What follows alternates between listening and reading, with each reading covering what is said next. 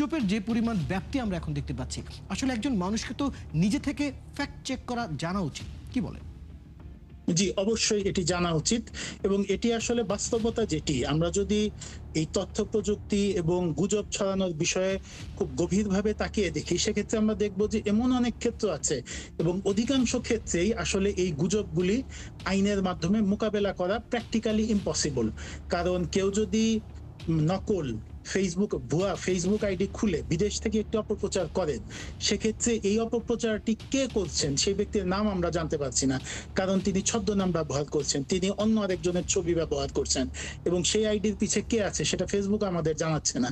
সেক্ষেত্রে আমাদের কিন্তু আসলে আইনের মাধ্যমে প্রতিকার পাওয়া খুবই কঠিন এবং প্রায় অসম্ভব হয়ে যায়। আর ফ্যাক্ট চেক করে আসল এবং নকল খবরের পার্থক্য ধরতে পারা বা গুজব চিহ্নিত করতে পারা, এটি আসলে খুব মারাত্মক রকম কঠিন কোনো বিষয় না। সে কারণে এটি আমাদের পাঠ্যপুস্তকের মাধ্যমে আমরা ছাত্রছাত্রীদের শেখাতে পারি, যেটি কারণ আমাদের ছেলেমেয়েরা ইতিমধ্যে স্মার্টফোন এবং এইসব টেকনোলজির সাথে পরিচিত এবং আমাদের নিউ জেনারেশন এসব বিষয়ে যথেষ্ট স্মার্ট বলে আমি মনে করি। সুতরাং প্রাইমারি স্কুল এবং হাই স্কুলেও যদি শেখানো যায় খুব ভালো মতো, তাহলেও অন্তত পক্ষে আমাদের ইয়াং জেনারেশন এটি শিখবে এবং তারা আমাদের বয়স্ক যারা আছেন তাদেরকে তারা সহায়তা করতে পারবেন এই বিষয়গুলি বোঝার ক্ষেত্রে, স্পেশালি সিনিয়র সিটিজেন যারা আছেন।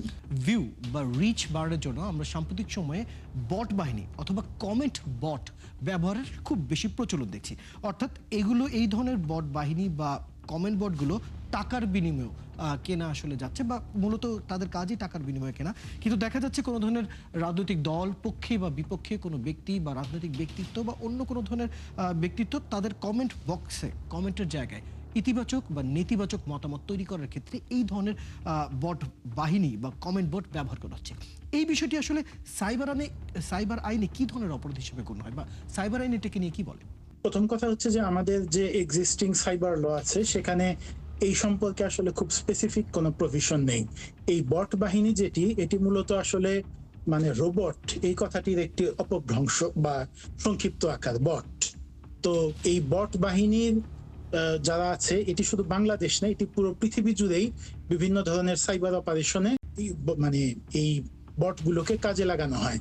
তো আমরা যে আমাদের দেশে যে আইন করলে যেটি করা যায়, এই সমস্ত আইডির বিষয়, এই সমস্ত আইডি কেউ ব্যবহার করছেন শনাক্ত করতে পারলে এগুলো বন্ধ করা বা জরিমানা করা এরকম বিধান করা যেতে পারে। কিন্তু সমস্যা হচ্ছে যে ফেসবুক এমন একটি ইন্ডিপেন্ডেন্ট এন্টিটি এবং এমন একটি মানে দানবাকৃতি সংগঠন বা দানবাকৃতি কোম্পানি, ফেসবুকের মাদার কোম্পানি মেটা, যে তাকে এই বটগুলোর পেছনে থাকা যে অরিজিনাল আইডি এবং কারা এগুলো চালাচ্ছেন সেগুলো শনাক্ত করার বিষয়ে বাধ্য করতে পারা, এটি খুবই কঠিন একটি বিষয় এবং এ কারণে আসলে এই সম্পর্কে আইন করেও এটি পুরোপুরি রোধ করা প্রায় অসম্ভব।